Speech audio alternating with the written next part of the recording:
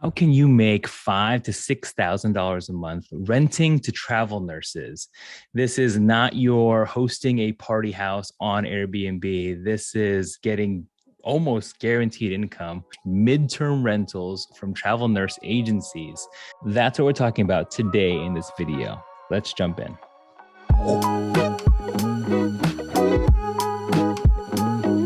Okay, what's up, guys? My name is Josh Baldovino, and on this channel, we discuss all things real estate, personal finance, and a little bit of randomness here and there for sure.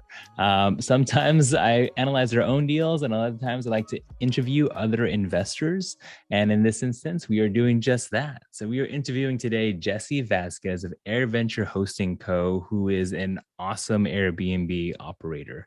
He owns 5, manages 5 others, and is on his way on building a travel nurse hosting empire, as well as he does have a few, the fun vacation rentals that you think about as well.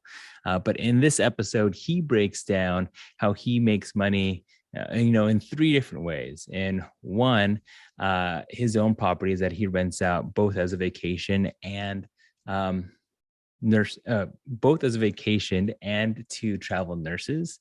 He also manages 5 other properties for other owners. And he's now working on building out kind of a deal analysis software to bring to people. So super excited. I know he's gonna do big things. Before we jump into it, please, if you like this type of content, please consider subscribing, like this video, share it with anybody you think might find value out of this. But now let's get into the interview with Jesse Vasquez. Live. All right. Welcome, everyone. My name is Josh Baldovino, and welcome to the Cash Flow Happy Hour podcast. Today, I'm super excited, especially as I begin my journey in short-term rentals. I had an awesome chat with Jesse a few weeks ago, and Jesse is an Airbnb short-term rental operator to its fullest. He has 5 short-term rentals that he owns himself, 5 that he manages for other people. He has a company called AirVenture Hosting Co. He's been doing this for 6 years, 16x Superhost, and he'll have to break down what that actually means in our call. But Jesse, thank you so much for joining us. How are you doing today? Good, man. Good.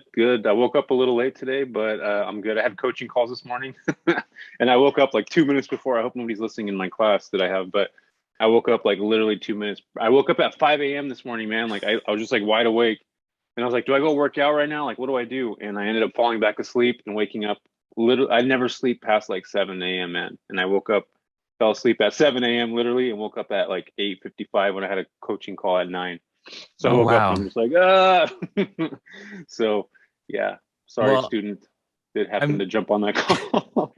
I'm glad that, I think that's the best thing about things being virtual is that you can do it from anywhere and Yeah, you don't have to drive to meetings necessarily, especially if you don't need yeah, to. yeah, And it kind of makes when you have those dinner meetings a little bit more special. yeah, Um, man. I but was let in my me, underwear taking the coaching call. I mean, how cool are we? Like, we're living in an age now where we can work in our underwear and not even have anybody know, or like literally just be wearing a t-shirt. I'm not wearing any pants underneath this, bro. Like, you can't see that. see that. So don't ask Yeah, him to stand up, everybody. I'm kidding. I'm wearing sweats. I'm not. I'm kidding. But I have done a couple Zoom calls where I'm just like wearing a button-up shirt and uh, that's it. yeah. I'm Oh yeah, kidding. workout Maybe one. pants. Yeah, just like dress shirts and underwear on. I love it. It's the work from home gig. Exactly. That's what it is. WFH for Um, sure. Well, let me let the audience know what we're doing today. So for those who are on Instagram, if you want to jump on Zoom onto the computer here, you can. The link's in my bio, and you can join us on Zoom. The audio and all that good stuff's a little bit better there. For those who are on Zoom at any time, if you want to raise your hand and ask a question, you can do that too. Drop it in the chat. But we're going to go ahead and do a deep dive into short-term rentals with Jesse. But first, for everyone who doesn't know you yet, Jesse, who are you? How'd you get started in real estate? Who am I? I ask myself that every day when I wake up, man. I literally ask myself that. I'm not kidding. And what am I doing? That's the other thing. So I started, my name is Jesse Vasquez. I am the founder and owner of AirVenture Hosting Company. I worked in the healthcare industry for 17 years and I worked I worked for a home health agency we would basically have people, we would work. So say you fell, Josh, you Mm-hmm. broke your hip and needed to go home. to have physical therapy, nursing, PT, all that stuff. My job was to get connected with the hospital staff so that they would send me the patient when they were going home. Okay. I'm building rapport for myself. So that was my entire job. So I was in all these hospitals all the time. It's like literally what I did. I'm in the Central Valley in Modesto, by the way, for most of everybody listening. So I'd go in and I'd connect with these case managers, what they're called, and build rapport, build a relationship with them, and get the patients that were going home that needed help, you know, that were sick or fallen, broke their hips. I was in the hospital one day and I was talking to this nurse that had a heavy Midwestern accent. And I love Midwestern accents. And here in California, we don't hear those often, right? We never really get a chance to hear those accents. And I asked her, I was like, well, what the heck are you doing here? And she's like, I'm a travel nurse. And I was like, well, where the heck are you staying? And she's like, Motel 6. And I was like, what the heck? Like, you're staying at Motel 6? Like, are you a freaking travel nurse? Like, what are you doing at Motel 6? And she's like, there's no houses here. There's nowhere for people to, there's none of our travelers can stay here. I'm here with 8 other people. And then a light bulb went off in my head. And I'm like, holy crap, I can buy a house today. And I asked her how much they get paid too, which they get paid per diem pay. And every assignment is different. She told me at that time it was $4,000 per diem pay. That's how much she got for housing. So I'm like thinking to myself, $4,000. So I put 2 and 2 together quickly, and I'm like, I need to figure out how to get these medical professionals that are coming in to get into a home, to stay somewhere that's like nice and pleasant and not a Motel 6. And by the way, Motel 6 in Modesto is on 9th Street, and you don't want to be there. Like, you don't want to stay there. She probably could have went to a Hilton, and I didn't ask her why, but I should have. But anyway, that was my first introduction to what I need, like how I merged my business that I was in with the amount of hospitals that I was going into. And the same thing was happening in every single hospital, Josh. They were all the same thing. I would meet these nurses and they would say, we're staying at a hotel, we're staying here. So I'm like, I need to figure out how to get a house. So I went and bought my first house, and I bought it specifically to house travel medical professionals. So that's kind of where my brain started off in real estate, where I started to think about what I was doing and how I was able to leverage that job to more clientele. So that's it in a nutshell, how it originally just started. Okay. You know, the vision, the Motel 6, the amount of travelers that were coming in, and like, holy crap, this is a business. I already know it. So this was 2015, piecing together a timeline. 2015, yeah. So 2015, okay. And just FYI, like Airbnb was still, and I think still in its infancy, even now. But at that point, we were basically like in the first inning of Airbnb. You know, now I think we're on like going on to the third inning, right? If you look at baseball, and my beloved Giants just lost, so boo Dodgers. Oh man, that was a horrible like last call, by the way. Dude, I couldn't sleep that night. Like, I just like somberly walked into my room and I just like laid there. I'm like, oh, man, what the heck just happened right now? But yeah, I don't want to talk about that. We're talking about real estate, right? So I'm getting off topic. But yeah, man, I just realized the opportunity and how much opportunity there was in a rural market in California. So I bought my first house for $310,000. Okay. At that time, my mortgage payment was $1,500. And I put it up. I connected. So I knocked on the door of the HR department of the hospital, and I got into the hospital and I said, hey, my name's Jesse. I just bought a house. I'm starting a company that's going to house medical professionals. I see that there's 1 billion that are coming here, and they're staying in like the crappiest hotels. And why are you guys allowing them to do that? First off, I didn't say that, but I wanted to. But they basically, excuse me, they told me that, they need to they want a housing solution. And that's me. So at that time, I was like, yeah, I'm going to charge $4,000 for a place fully furnished. And they're like, okay. And I was sitting there thinking, like, $4,000, my mortgage is $1,500. So I'm automatically going to pocket $2,000 a month with these people coming in. So that's what I did for the first year. So it was $2,000 a month. That's what I was making a month. And as I started to grow and build more, I started upping the price. I started changing the price. Now we're at $5,500 to $6,000 for our area here for Central Valley. Wow. Bay Area, $7,000 to $10,000. And that comes off the per diem, right? Or is that? So here's the kicker, and I'm glad you asked that right now, and I'm glad you're thinking about that. So what I did is that I go to the source directly. So these big travel agencies like AMN, FlexCare, And I have a class that I'm teaching people how to do this, by the way. I just started it. We're on our second week coming up on Tuesday. How to get directly to the source and get those contracts that way. So these agencies will pay us. They're the ones that actually have a contract with us, and they're paying us that flat amount, that flat fee, and they're paying us directly. And even if we don't get paid from the agency, because not all the agencies pay, we have direct access to the recruiter, who is then passing our information to that nurse and saying, hey, this company is fantastic to work with, and let me tell you why. And this is how I started changing the business. You're gonna love this right now, dude. So do you want to ask me another question? No, I'm just like, there's so many light bulbs in my head right now, but keep going, please. All right. Okay, you're gonna love this right here. So me with my business brain, I'm like, I can incorporate the house, and now I have a 2000 Civic that I can put in the driveway. So a nurse flying in from Mississippi is going to be able to just land, get an Uber right to my house, and guess what? She's got a car. And then I thought, and this is before Shipt, by the way, too. What about a grocery service that I can have somebody go pick up groceries if they want, and they're going to put them in their up. So then I started incorporating all these things. So I talked to a recruiter and say, hey, we have a car that's able to be available for your nurse that comes when they show up. And this is before Turo, by the way. Now we use Turo. If you're not familiar with Turo, it's basically the Airbnb for cars. Like if you own a car, you can put it on Turo and make money off of it. Sharing economy, here we are. Hi. So that's what I started doing, man. Like I started evolving my business. So for me to charge 4,000, here's how I charge 5,000. Here's how I was able to charge 6,000. So I was able to add all these like add-ins. If you go right now on Expedia and you type in a small car for the next 30 days, it's going to bring up a price, and it's going to be about $1,800 a month. I can rent a car with my house, and if you broke it down in price, that car would actually be about $800 to $900 a month. And my car payment is $120. So I'm cash flowing not only off my house, not only off my car. I also have a cleaner that comes in once a week to clean. Cash flowing off that. And if they want groceries and all that stuff involved, that's another whole set of cash flow. So I'm like literally cash flowing this whole giant circle, building this entire business. So that's where my brain was going back then. And fast forward 6 years, this is where we're at now.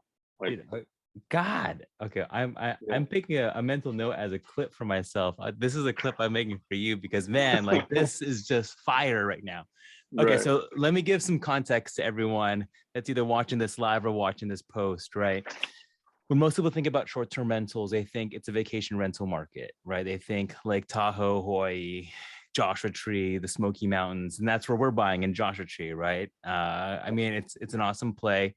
This is a different way. There's more ways to slice it. And just for context, even for me, so you, again, have 5 that you own, 5 that you manage. How many of them are these all like are there any that are travel, like short-term leisure travel, or are they all geared more towards travel nurses? So love that question. Diversification is highly important with any investment, right? We're looking at that. Mm-hmm. So no, they're not all the travel medical professionals. I have a pretty diverse portfolio now. Okay. I just closed on a house that's going to be just like basically an Airbnb for people in Modesto. It's beautiful. It's this really cool house. It's like funky. I posted some pictures on Instagram a while back. Mm-hmm. It has like a zebra in there. I don't know if you remember that. It's like the zebra room, mm-hmm. and like these funky mid-century stuff. I'm going to leave it because it's pretty cool. But no, that's going to be specifically for just travel. And this is something that I want everybody to realize. If you're in this, like, you know, I don't want to, can I cuss on here? Is this illegal? Yeah, no, go for it. All right, cool. So even if you're living in like bumfuck Egypt, right? That's like a word, right? Okay. BFE, right? Have you guys heard that before?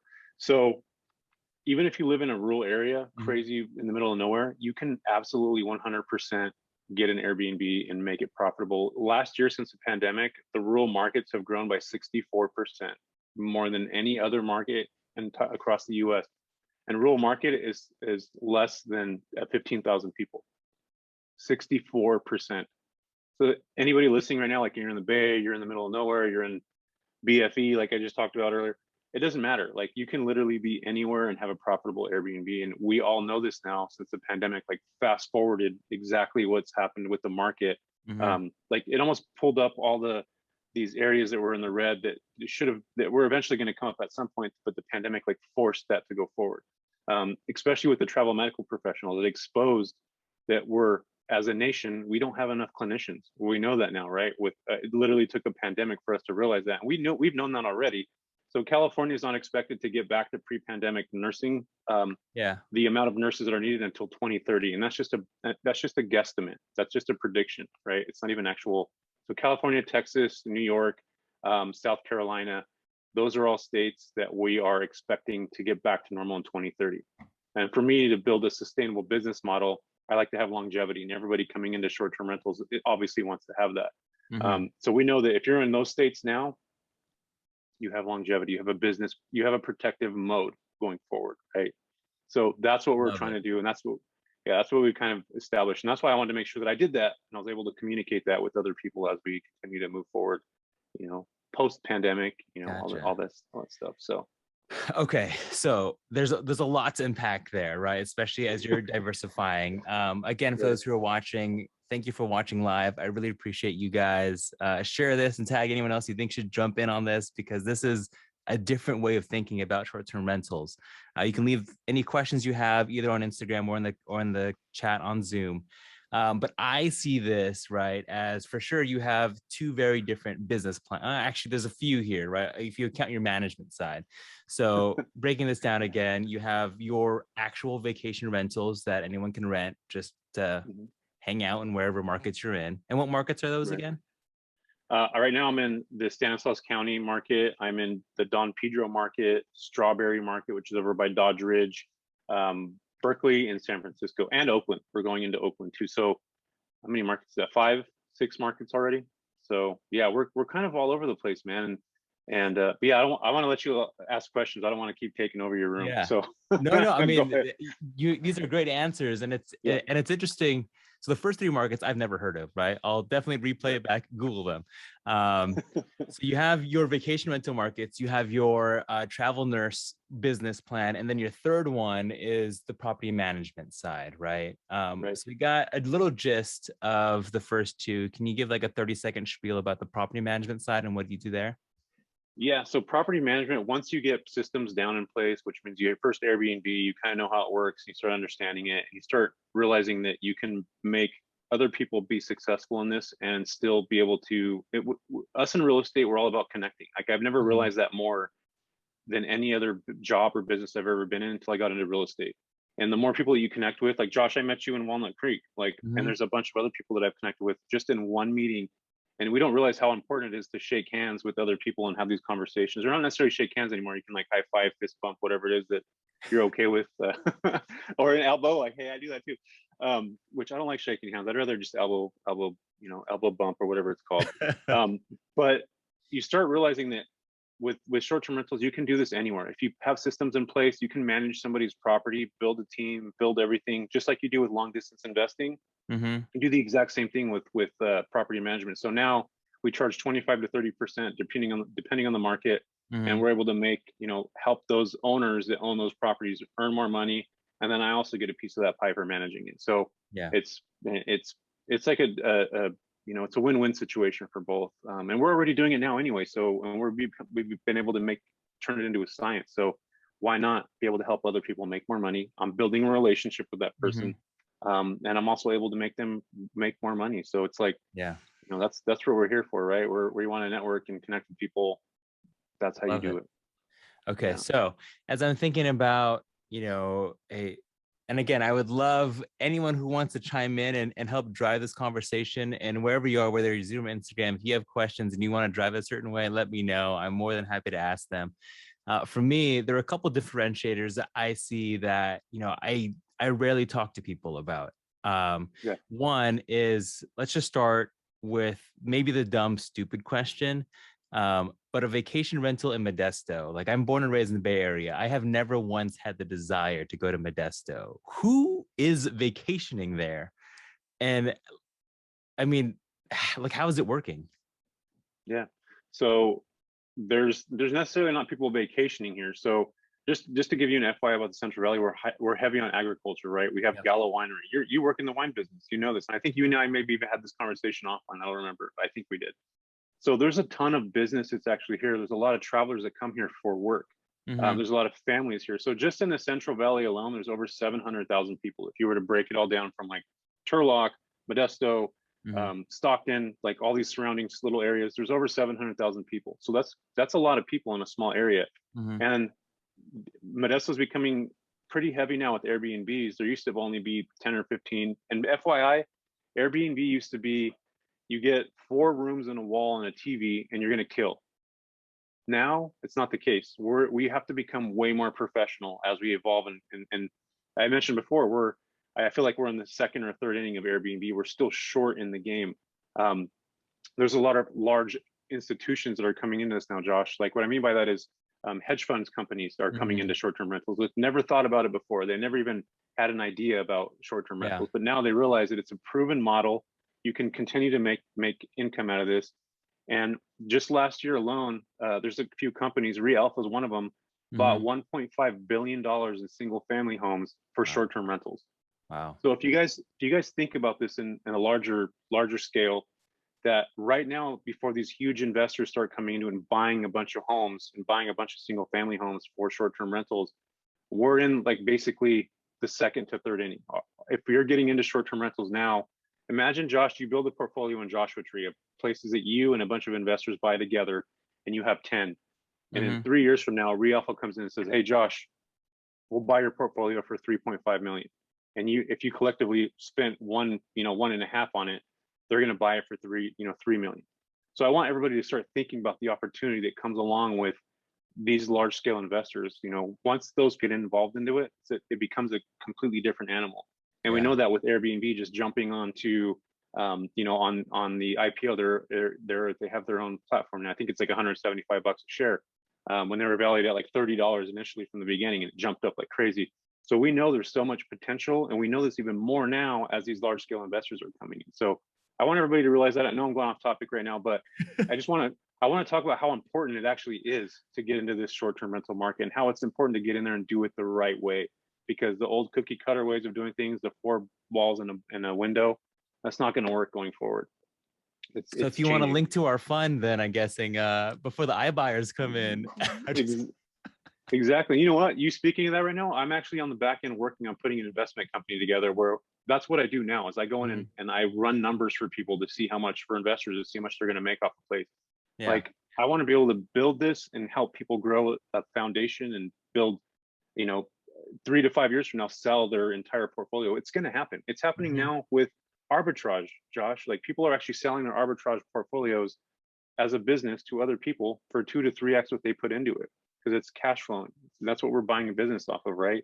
So there's so much opportunity. Yeah. We just have to see it in that grand scale. Dude, now's the time.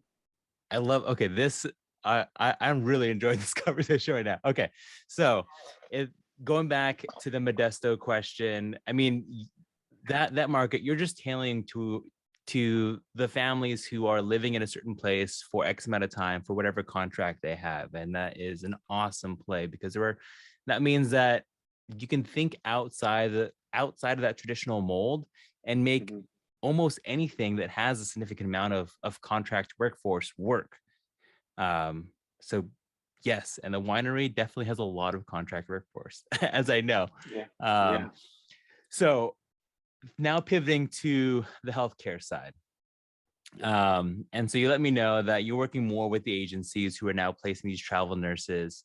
How long are these contracts? Is this now considered short-term income? Is this passive income now? Or is this still active income? I mean, it's funny, actually, I have Derek, who's a CPA, on too, so maybe he could correct this, but like you have, I mean, this is just a contract that you have from business to business for them, basically, right? Yeah. So yeah, that's exactly what it is. So it's not considered short-term stays anymore. It's called midterm stays. Well, I think I might have, I don't know if that's actually a thing or not, but I call it midterm stays. Maybe we might need to Google that and find out. But you guys heard it here first. So I call it midterm stays, and midterm stays is anything over 30 days. 30 days is 6 months. I consider that midterm stays. Short term is anything 30 days and below, right? That's where I want everybody's kind of brain to go in this aspect, in this conversation. So most travelers will come in for 13 weeks or 12 to 13 weeks assignments, which is 90 days at a time. So 90 days at a time. So you're having your place booked for 90 days at a time. And the thing that I love about contracts, Josh, is that if I'm charging $5,000 a month, these agencies are paying me $15K straight up. So I'm getting, my nurse is coming tomorrow. I got a $15,000 payday in my bank right now today. My mortgage is only $1,500 a month. So my mortgage is now covered for the entire year and then some on just like literally one payment. And again, this is Central Valley. I don't know where you guys are. So I just want you to like wrap your brain around that for a second. You know, let that marinate. Yeah, well, okay, and why this is so significant, just for context for everyone, we're starting our Airbnb in Joshua Tree, and we've already put in down payment, 10% down was plus closing fees was $48K. And now we're rehabbing the property. Plus now we're not even done furnishing yet. And I've only owned the property for 3 weeks. And between my partner and I, we've already put in 75K. Yeah.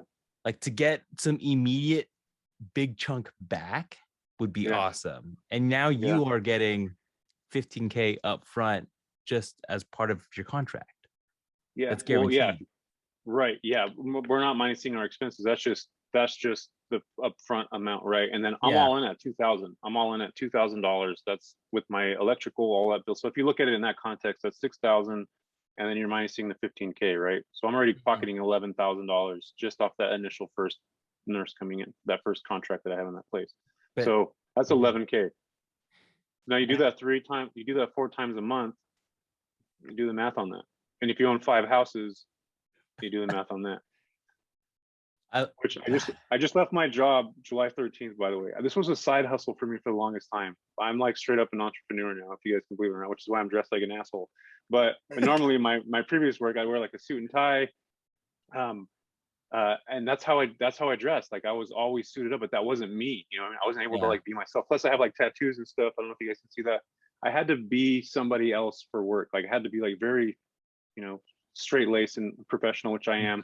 But now I get to actually be myself and not feel like I have to be worried about a doctor that sees a tattoo that I have on my arm. And I never even showed that, man. I was always hiding who I actually really was. Like I'm, I still skateboard. I'm 40 years old. Like I still skate with my kids. I'm not 48, I'm 39. Why am I aging myself? But like I still skate, you know what I mean? Like those are the things I love doing. I couldn't be myself at work. And this is something that I love about entrepreneurship, that now I don't give a shit what people think. Like I don't care if a doctor sees me. Like I can do what I want to do and feel comfortable and okay with that, and not live in this like little box where this is where I have to be for work. And I hope my old bosses are hearing this right now. They're just like, this fucking guy.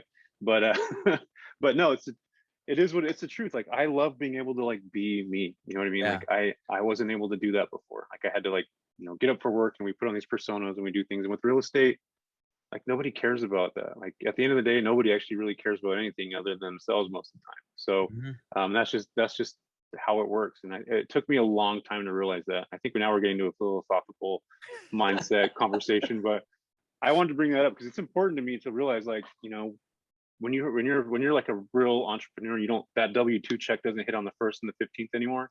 It's a different feeling, man. Josh, you're gonna know what I'm talking about someday. I'm telling you, man. You're not gonna have that W-2. Tell your old job right now you're leaving in 2 years. Go ahead. It was funny because for the first time, and I made an Instagram Reels about this before, like I was like, man, this is before I was calculating short-term rentals and things like that and my bird deals. And I was like, okay, if I get, I don't know, 20 or 25, 30 doors, then, that's a decent cushion, probably more than enough that we need to be financially free. Right. That's going to take a long time. And then I started running numbers, and like I have how I can already get the next 3 Airbnbs like ready, right? Like I know where the funds can come from on all that stuff. And then now as I think about and I'm adding the numbers, it's faster. It's getting there like quick. So I am excited. I'm excited about, just being able to see the extra work add up. And congratulations to you, man, that you've now done this and you're scaling this. Super awesome. So for those who are just jumping in again, Jesse Vasquez of AirVenture Hosting Co. is doing different things with short-term rentals in terms of, I don't know, I guess like contract travel, and as well as travel nurses. So leave any questions. I got one here. Oh no, this is from Derek. He says active income average rent period is less than 7 days in general. From Derek, who is my CPA. Derek. So there you go. Derek, there you go. We got it now. Thank you for that, Derek. We appreciate it. Okay, so let's see here. I mean, the question I had is, I don't know, and I almost want to take this conversation different from the questions that I pre-sent you now. Yeah. Okay, so what factors, like, what is a difference for you when you thought about, hey, Airbnb is this? I guess the first time you thought about Airbnb wasn't how everyone thinks of Airbnb. It was automatically different. Yeah. Well, but I also didn't go into my backstory of me growing up as a kid.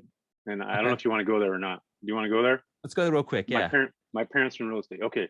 So my parents were immigrants, but actually my dad was from Merced, but I'm going to call him an immigrant anyway. And my mom was from Mexico. She came to met my dad here. My dad was able to start buying real estate. So that's how I started understanding real estate. But what they did wrong, and I watched this happen throughout my entire life, is they started, like, people weren't paying rent, and they would be like, oh, okay, well, just pay us next month and catch up the next month. And they ended up owning 5 homes. And then over like my entire 7 to 16, 18 years old, I watched them lose properties because they were like I grew up in a very Catholic household. So it was always forgiving, forget this. And they're just going through hardships. My parents ended up losing homes after that. So when I got into real estate, my idea with Airbnb was, that's why I wanted the nurse travelers to come in. I didn't have to deal with like the average tenant. I wanted to deal with it on a different level where I was able to get paid today for X amount of time moving forward. And that was like a learned behavior that I had through my parents. Now that I'm looking at it, see, now we're getting like real deep into stuff now, right? So like that was a learned behavior that I learned that I don't want to do what my parents did. I don't want to duplicate that issue. And here's how I could do it through real estate. Because my dad always told me, like, real estate is a long-term game. You put money in there, it's like a big savings account, and it adds and it duplicates just like the stock market. So my brain started always as a child understanding that. But then I saw the negatives that came along with real estate investing, right? And that was my parents being too forgiving in a lot of ways. And the pandemic highlighted that a lot, right? We saw that with a lot of people that lost jobs, that weren't able to pay stuff on time. And then these moratoriums and these eviction things that you can't, California is a difficult state. But anyway, I just want to reiterate the fact that that's why I thought about that in that context, that it was a learned behavior that I also had as a child, watching my parents own multiple properties, same amount that I have now, and then lose them all and go down to one because of and they didn't learn the lesson. You know what I mean? It's like they kept doing it, and that's who they are. And I understand that, and I get that. I conceptualize that, and I understand it. But as a child, I didn't. You know what I mean? And I did in a way. Now, when I got into real estate, I realized I want to make sure I get paid, and this is how I'm doing it. Airbnb is going to send me a paycheck. I'm going to have X amount of money from day one. These travelers are going to pay me X amount of money from day one. So I'm not going to have to technically evict anybody or have to deal with any of that stuff that my parents did. So that's where I was at. And I think that is an important story to tell because it's important, especially with context with today, right? People get into real estate and they expect it to be easy, and it's not. I mean, it's really not easy. There's a lot of factors that come involved in it, especially as you start getting to short-term rentals. It becomes, and Josh, you're gonna feel it. It's not like a traditional landlord. You don't just put somebody in and here's my check at the end of the month. There's a lot of moving parts that come along with it. But once you learn them and you're able to navigate them and you understand them, that's where all the magic happens.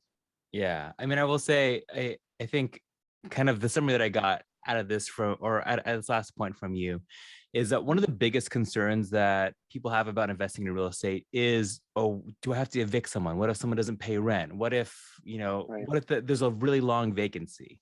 And on traditional rental side, and I could say that from the last 2 or 3 properties that I've closed on, each of them, I've had a tenant live there for at least a month and a half longer and also stop paying rent. So I felt that on the last few properties. And on this last one that we're working on, we were so close to filing for an eviction. I haven't gone through an eviction yet, knock on wood. I know that I will eventually have to at some point, unfortunately. And it's not fun for anybody on the investor side or the tenant side or the manager side, whoever it is. But that's a big concern, right? As a long-term investor, for those who are long-term investing, just make sure that you have the cash flow or the reserves to then mitigate any of those extra holding costs. And then ideally, you also calculate your numbers so that you are building into that fund over time. On a short-term rental, like a traditional, hey, let's go out and Joshua Tree, on the off season, I'm sure there's a significant dip. And if you're not then bucketing the extras for the low seasons, then you're also going to have less occupancy, which is essentially more vacancy on the short-term rental side.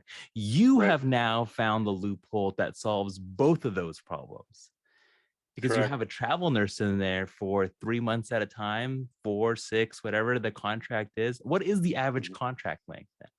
Yeah, it's 90 days. So the average contract is 90 days. Yes, for 3 months. We know that if I get somebody in November 1st, that I'm going to they're going to leave, in July or March or February. That's how long the contracts usually are. So that gives you enough time to like really figure stuff out. You know what I mean? Yeah. I love it. And then you can always supplement days that are not booked with Airbnb too. So if I have, February's open, I don't have a traveler coming in until March, like I can use those days for Airbnb and then go back to the long term. So I'm able to mix in days. So, and I only invest in the markets that are going to have a 70% occupancy all year round. And I would suggest to everybody do the same. You don't want to deal with seasonality. It's a pain in the butt. But it is what it is. But there's some markets that do really well, and during the winter, that's it. They're going to kick ass in the winter. You're going to make all your money for that first 4 months of the last 4 months of the year, and that's it. But for me, I just feel most comfortable knowing that I'm gonna have 70% occupancy no matter what. And in Modesto, you guys, like it's been 90-ish percentile for occupancy. So you can't get better than that. And I raise my prices. Like I continue to keep raising prices. I don't want to be occupied 90% of the time. If I'm occupied, and this is for everybody listening now, it's getting into Airbnbs. If you have 100% occupancy, your prices are too low. You need to jack those up, and your market's going to let you know what your prices are. You might think they're too low, but I can promise you that they're not. The market will allow it. You just have to like literally try it. And I see a lot of newbies that get into this. They don't realize that. They're like, I'm just going to price my place for $100, but the market's actually, would take that place for $225. So you're leaving, over $3,000 on the table just based off of your presumption of what you think the market's going to allow. That's a tidbit. No, that is. I mean, as a marketer myself, I'm all about testing, right? And so, yes, let the market decide. We don't know anything. The market knows everything, and just continually test the market, which is right. And I guess that kind of goes into, this last segment that I want to get into, that I'm now just making up on the fly, right? But let's just say, I want to get to how to start, like I know that you're starting a course and a mastermind group and all this stuff. And so, that's amazing. And almost as a teaser to that, right? Let's go. If someone wants to get started in a regular vacation rental, like what are some a few quick tips that you can give them? Yeah. So you're talking just like like you're talking about vacation rental as in like Joshua Tree or like Yosemite or something like that. Yeah. So make sure you run your numbers. And you don't want to look at cap rates. I think that a lot of times the investors that are coming into it now are looking at cap rates.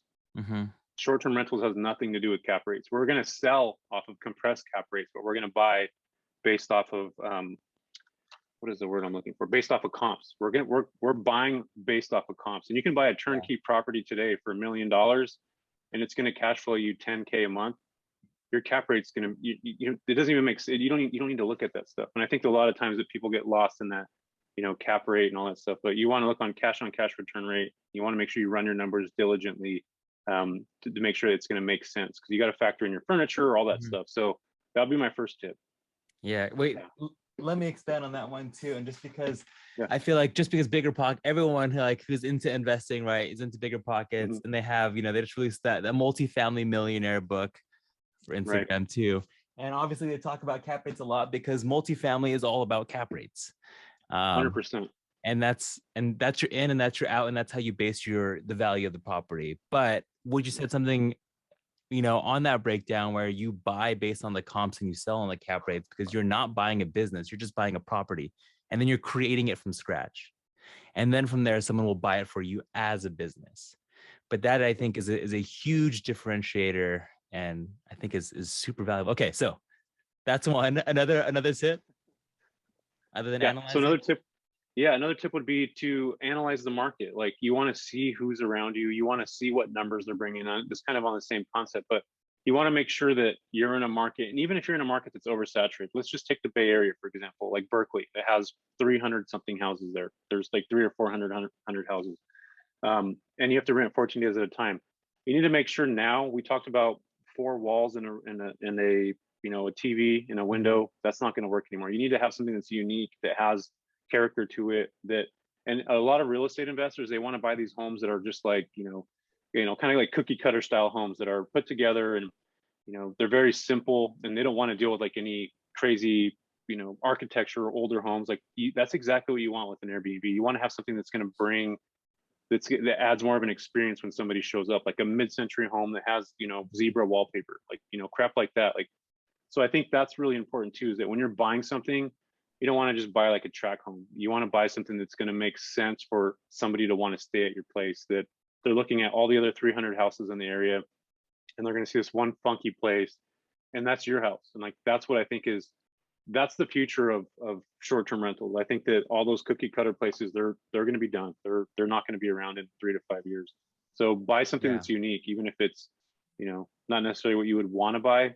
And a lot of investors will leave these houses they'll leave them out. They'll be on the market forever. They're perfect for Airbnb. There's one right now that's here in Modesto that I want to get really bad. It's this super cool place, but I have to get some funds together for it. But nobody's buying it, man. Me later, don't worry.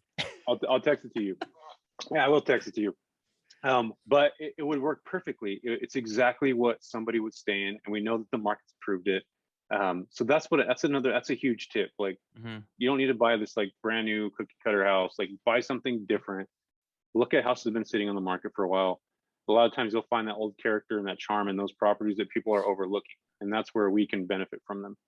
Yeah, no, I think that's really interesting as you think about it, right? Like, who is staying at the Airbnb?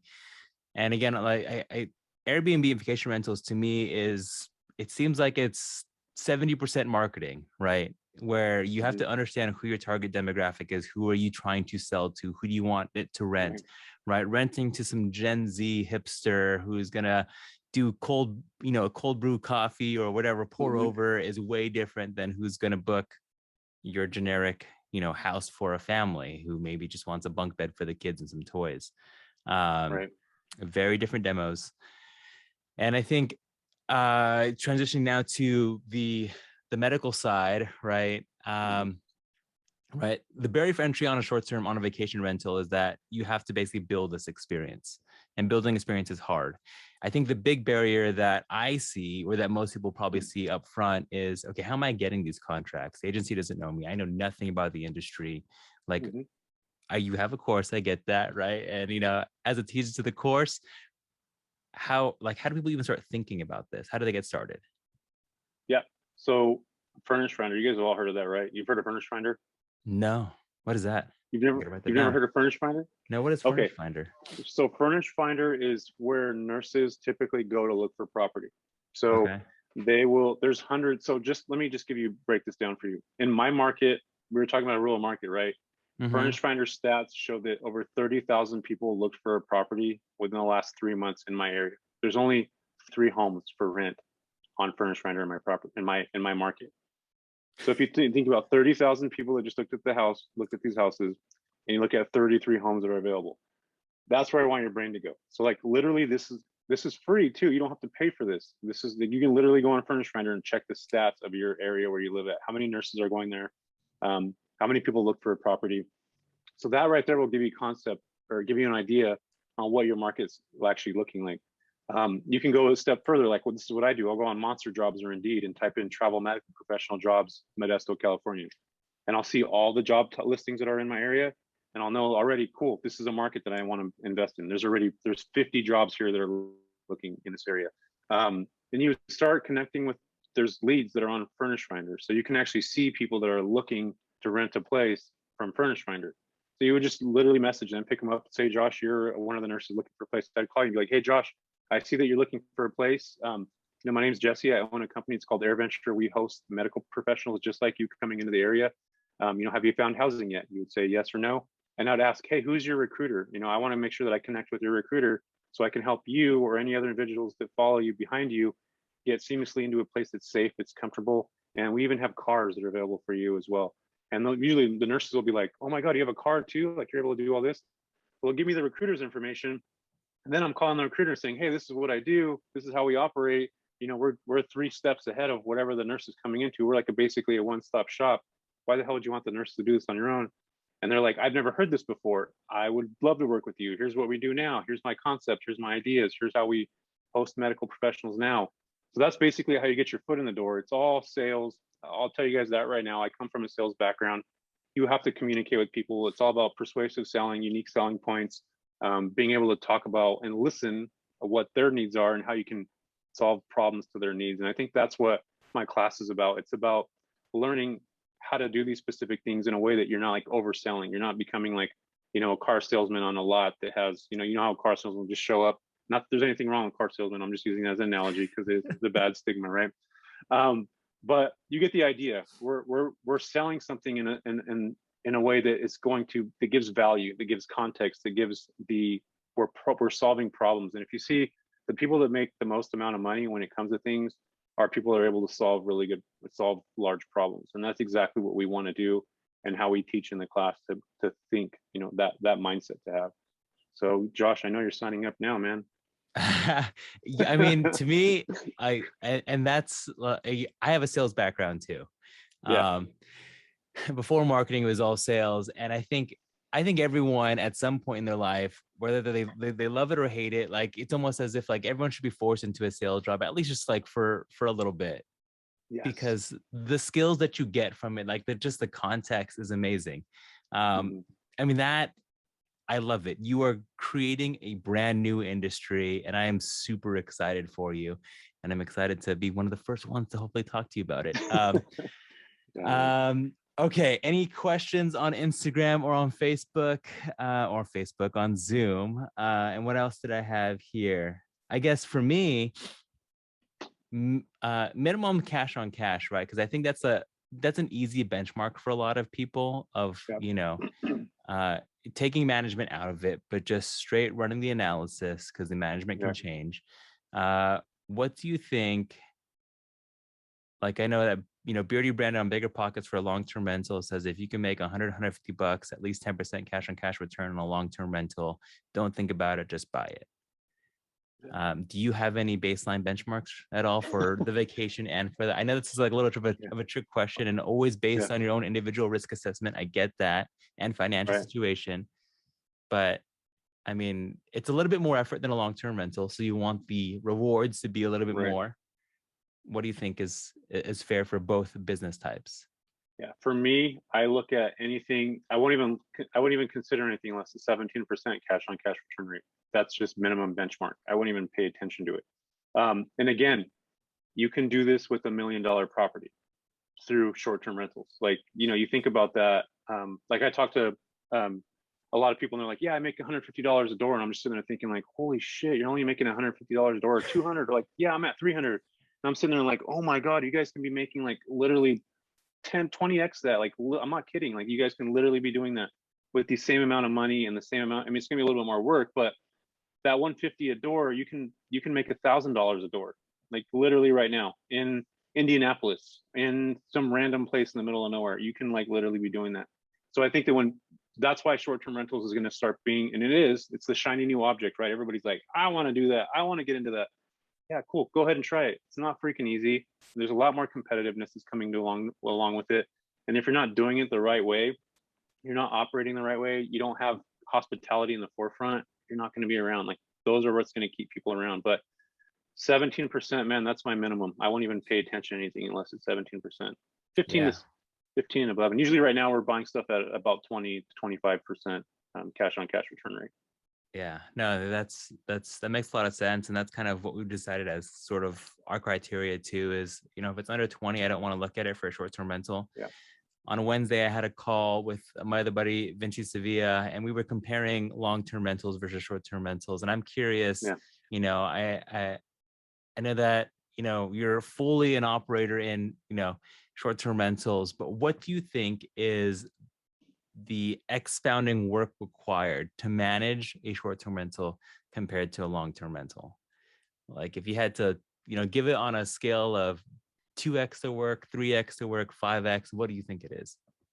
Well, I've never had a long-term rental, so I can't tell you that. I've only been able to watch my parents, but if I had to, it's a completely different animal. You have day-to-day turnover. You have things that you need to deal with on a regular basis. You have multiple issues that can run up. It could be somebody's water's not working right, or Yeah. you know, long-term renting is you basically put somebody in a place and you leave, and if there's something arises, you deal with it. But with short-term rentals, you have cleaning companies. You got to deal with the day-to-day operations. You have to have messaging. You have to be precise. It's all about timing. So you got to make sure you respond fast enough. There's just so much more that's involved. And once you become used to it, or you build a foundation, like for me, I have Hmm. somebody on the back end that helps me out. So I don't have to sit there every day and look at every single message. I have a team that's behind me that does that. So it makes things way easier as you start growing and scaling, and you have systems in place. Like you can do this anywhere. So for me, I never even thought about long term, but I've always just got into it with that. I would consider the nurses more of like a long term, midterm thing for me. So that's as close as I want to get to long term investing or long term renting is just midterm renting. If that makes any Yeah. sense. So I can't really give you the answer to that, but I know that I only know short term rentals and midterm stays, and there's way more involved than the traditional old school Yeah. LTR. Yeah. No, I mean, I appreciate the honesty there. Yeah. Um, obviously I haven't ran full cycle on our short-term rental first, but I know that just the setup process in itself is, even from doing a full burr rehab, like that was almost, it seems like effortless compared Right. to thinking about making some hipster Airbnb in Joshua Tree. Like that's a whole nother process. Okay, so I know that I have a few minutes left with you. I want to just finalize with a few last questions. So what's next for you, Jesse? Like, what do you want to be in 5 years? What things are you taking down now? Yeah. So in 5 years, that's a big question, man. My brain's always like evolving and changing and what I want to do. But I think I kind of talked to you about it earlier. I want to continue to teach people because that's what I did for my job. I was able to build $1 million sales companies, and that's what I'm doing now with my students. Is I'm bringing them in to be successful at midterm states. This is a new niche.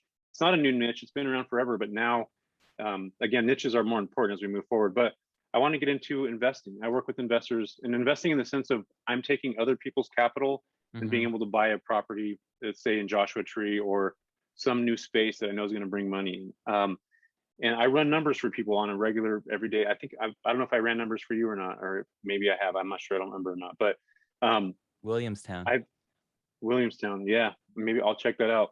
Um, but there's so much opportunity out there, and luckily I've come up with a system where we run our own data analytics. We use AirDNA sample and Mashriser another sample, but Yeah. we run our own numbers and we can actually look and see what a property can earn. So I want to be able to have an investment company that can buy these properties, cash flow with investors that are coming in, and eventually real estate. I want to be a developer. Like I wanted to get in developing.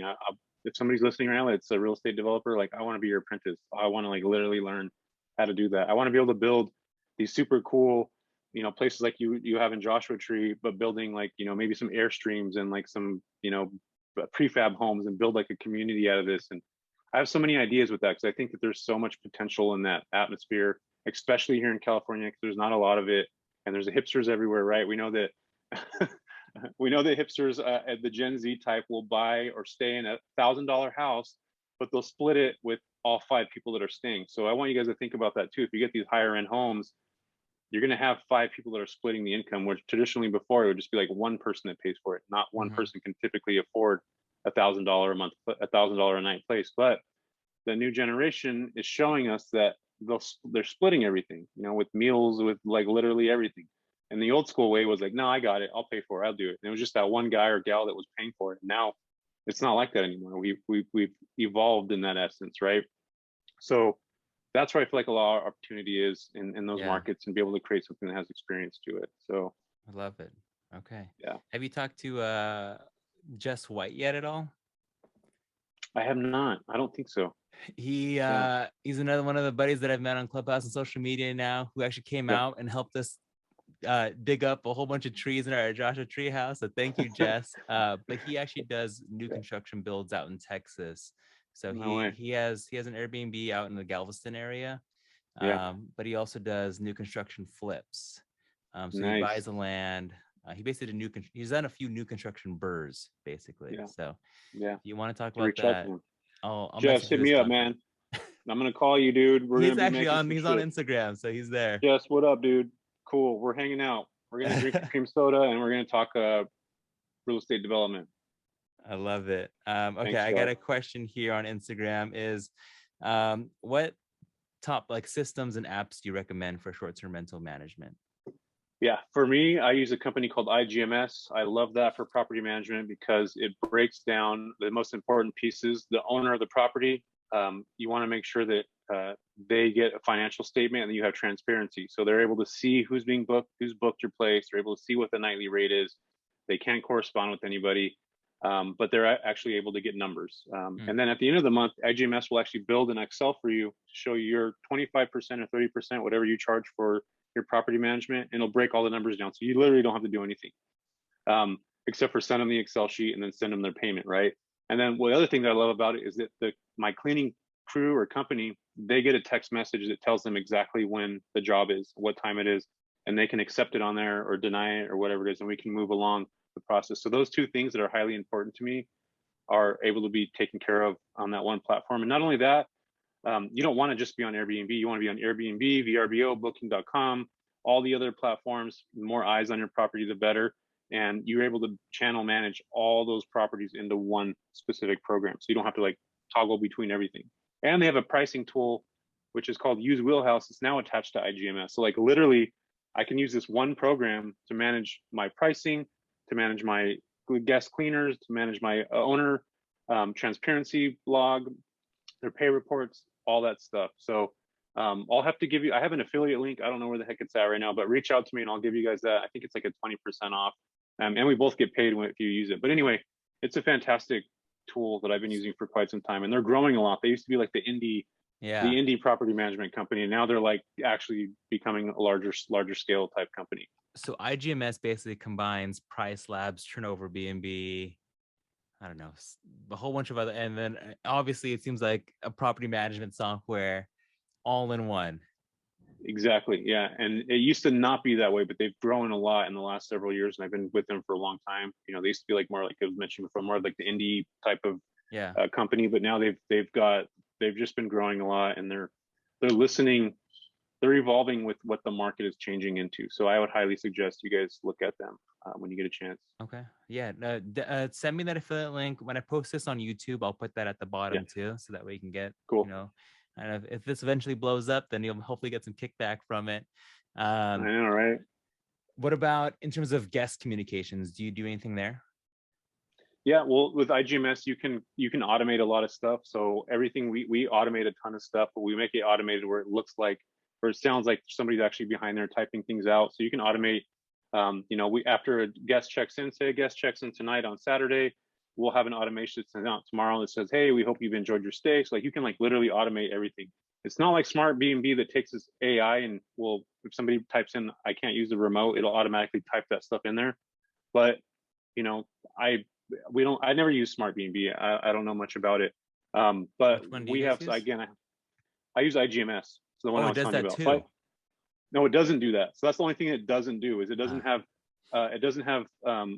like that augmented reality that kind of tells, it can recognize a word and then all of a sudden give an answer to it. So it doesn't do that, but it does everything else.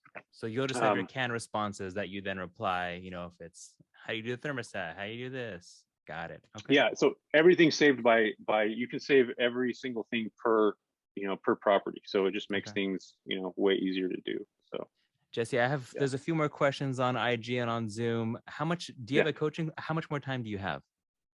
Well, I don't know if you know Brad.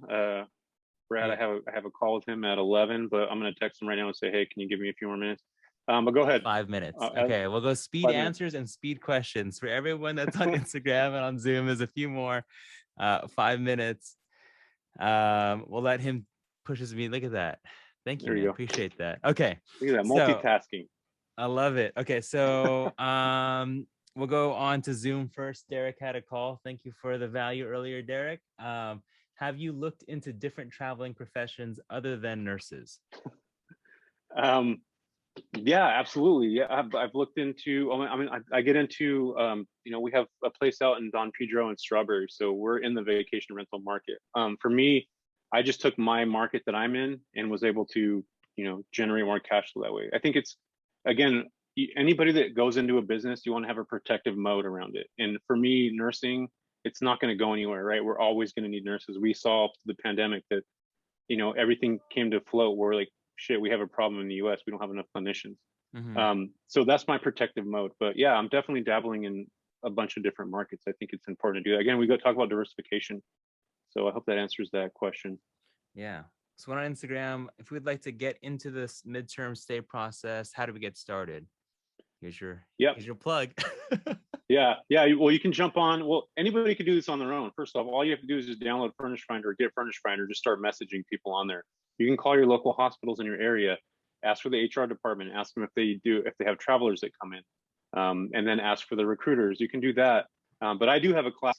Is if you message me or go to my website, which is airventurehosting.com, you're able to sign up for the wait list for my next class that's coming up. So I'm probably going to have a class. I was going to actually wait until like January to do it, but if I get enough demand for it, I'll probably do another one November, in middle of November.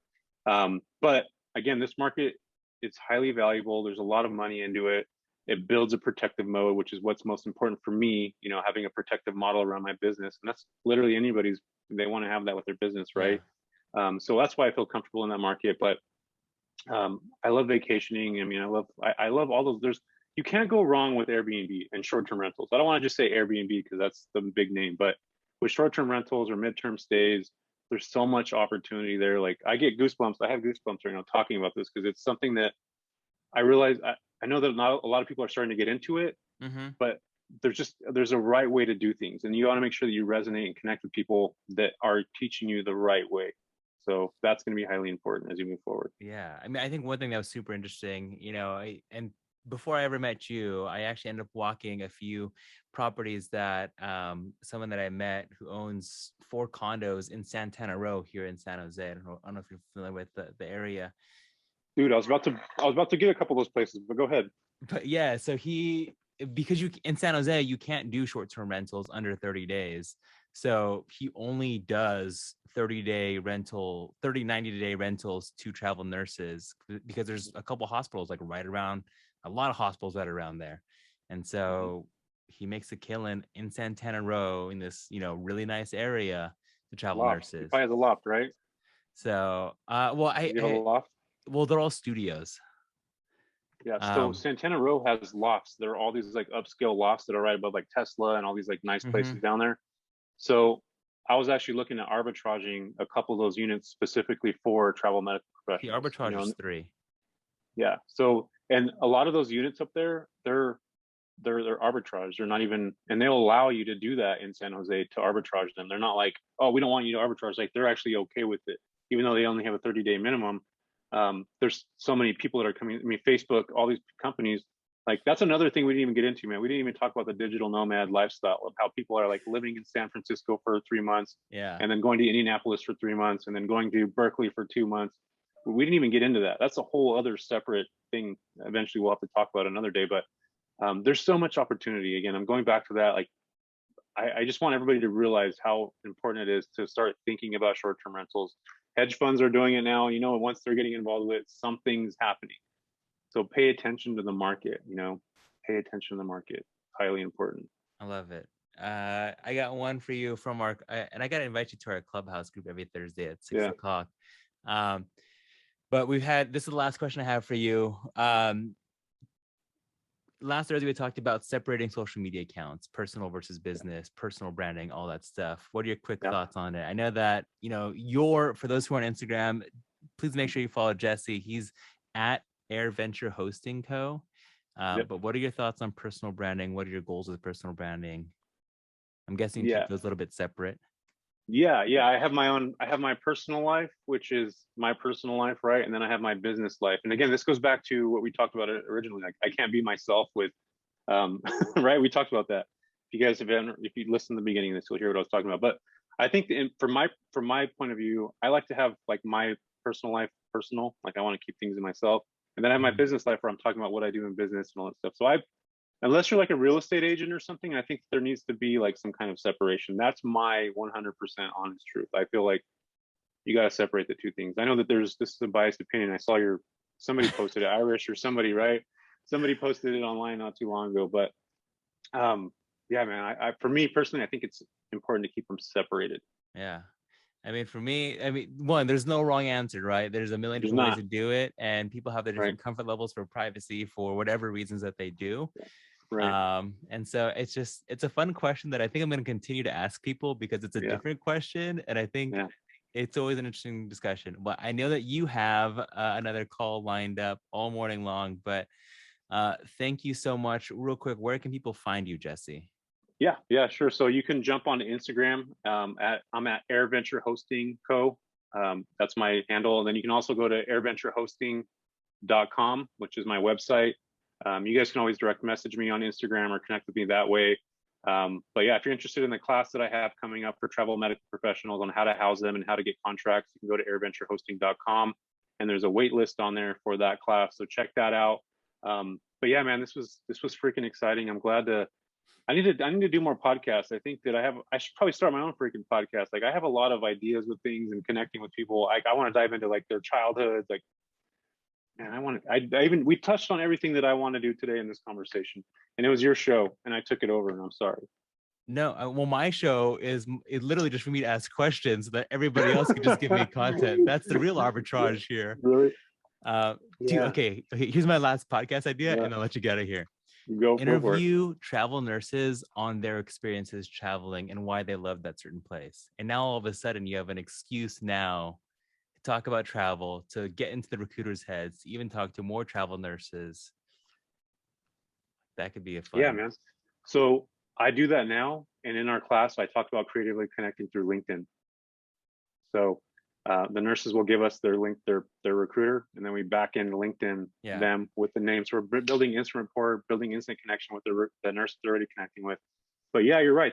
That is a good idea, just to interview if they're going to allow it. You know, some of the nurses are cool with it. But yeah, definitely, man. I think that adds context. And I don't know, man. I appreciate you for allowing me to come on here and talk and you know, be weird and dumb and whatever it is that I've been on here the whole time. But I appreciate it, man. I'm glad to be a part of the network. I'm glad I met you guys. And you know, it's so important, everybody listening now. Josh and I met in Walnut Creek at I happened to randomly see Austin had posted, you know, a meetup, and I saw it and I'm like, hey, yeah, I want to go to that. And then he reached out to me. I ended up speaking at that. And then here I am meeting, you know, Josh and a bunch of other people. So it's important to connect with people. Go to real estate meetups. When's the next one anyway? Like, when is that happening? We got to get Austin up on here. I know. Well, Austin and I were trying to plan one in November. Then my wife said, "Hey, whoa, you have a baby due in like 3 days, so maybe don't plan something right now." And I said, "Okay, fair enough." So I do want to do one in November. Just I got to figure out when this baby comes out. I was actually worried about that. I might not be able to do this today, to be honest. But we'll do it again. But Jesse, thank you so much for all the value. I definitely want to run this back because I got 50 more questions now that I'm sure we can go through. But, yeah, man. But we'll talk marketing too. Oh, definitely, man. That's my lifeblood. Sales and marketing. Let's talk all day long. I appreciate you, man. I appreciate everybody for jumping in, listening on Instagram. Was I supposed to have my Instagram on while I was doing this? Like, no, this was just like an extra added value because people were like, I just don't want to go on Zoom. Can I just be where you are? So you see, obviously I have no idea what I'm doing right now, but I appreciate it, dude. You're awesome. I appreciate being able to just talk about these things. I think they're really important. We want to help people grow and become better at what they're doing and be successful and drive income. And all these things are available to us. They're all here. But I appreciate you, Derek. Thanks for the insight, man, and everybody else listening, Karen and Belle that are on this Zoom call. I appreciate you guys. Thanks for being here. And thanks again, Josh. For sure. Well, thank you, Jesse. Thank you, everyone else, for spending your Saturday morning with us. Hope you guys have a great weekend, and we'll see you guys all in the next one. Yeah, thanks. And Brad, I'm calling you right now, Brad. I know he's probably listening to this. Love it. All right, man. Have a good day. All right, you too. Bye. Later. there's so many light bulbs that just came out of that conversation that I'm so excited to dive into more. I also need to text him about that deal that he mentioned in the call. But I hope you guys found value too. If you did, please consider subscribing. Please like, and that, just lets me know that, hey, I like this video. If you made it through the whole way through, let's just have some fun. If you made it all the way through, comment down below and just say hashtag midterm rentals. Make that a thing. Let's see if we make it pop. Obviously, you guys heard it here first by Jesse. But thank you all so much for tuning in. Again, my name is Josh Baldovino. You can find all the links and websites and different guides that we have in terms of calculating ARVs, scraping Zillow, all that good stuff in my website. Follow me on Instagram, TikTok, all that fun stuff. Thank you guys all, and I will see you on the next one.